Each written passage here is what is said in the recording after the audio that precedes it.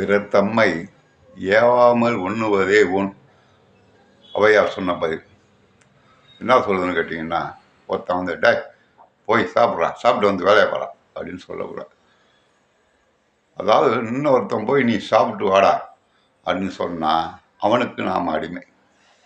இன்னைக்கு பெரும்பாலும் நிறைய கம்பெனி கூலி வேலை செய்கிற இடத்துலையும் அந்த முதலாளி, ஐயா சாப்பிட்டு வந்துடுறேன், சாப்பிட்டு வந்து அதை முடிச்சு கொடுத்துறேன்னா, அதெல்லாம் முடிச்சு கொடுத்துட்டு நீ சாப்பிட போ அப்படிமா.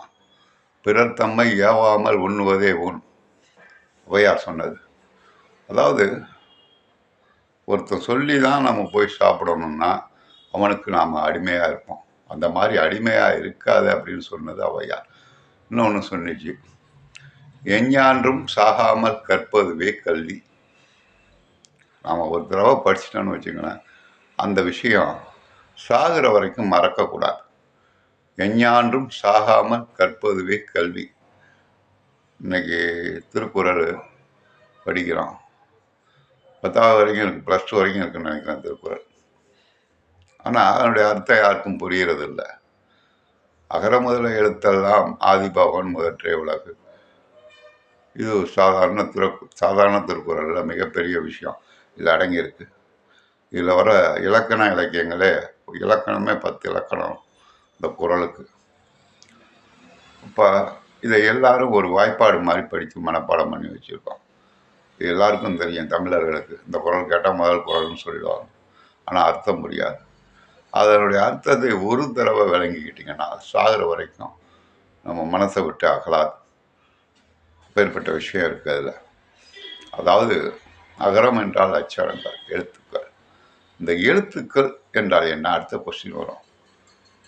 அதாவது ஆதி காலத்திலே மனிதன் அங்க அசைவுகளையும் சத்த ஓசைகளையும் தான் பயன்படுத்தினான். இப்போ நம்ம சில தென்னாப்பிரிக்கா நாடுகளில் மொழி இல்லாமல், சில லாங்குவேஜ் இல்லாமலே மனிதர்கள் வாழ்கிறார்கள்.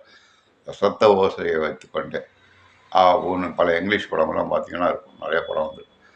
எதுக்கு சொல்கிறேன்னா, இந்த தன்னுடைய கருத்தை மற்றவனுக்கு சொல்ல ஒரு மொழி வேண்டும், புரியுங்களா? அப்போ அந்த மொழியை உருவாக்கினார்கள். பிறகு அதை எழுத்தாக மாற்றினார்கள். அதாவது இப்போ வெளியூரில் இருக்கான், பக்கத்தில் இருந்தால் சொல்லிடலாம் சத்தத்தில். வெளியூரில் இருக்கவனுக்கு எப்படி சத்தம் போது அந்த மாதிரி செல்ஃபோன் வசதி அந்த காலத்தில் கிடையாது.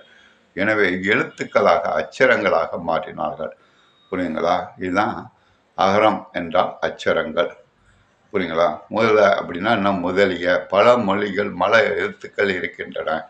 அடிப்படையில்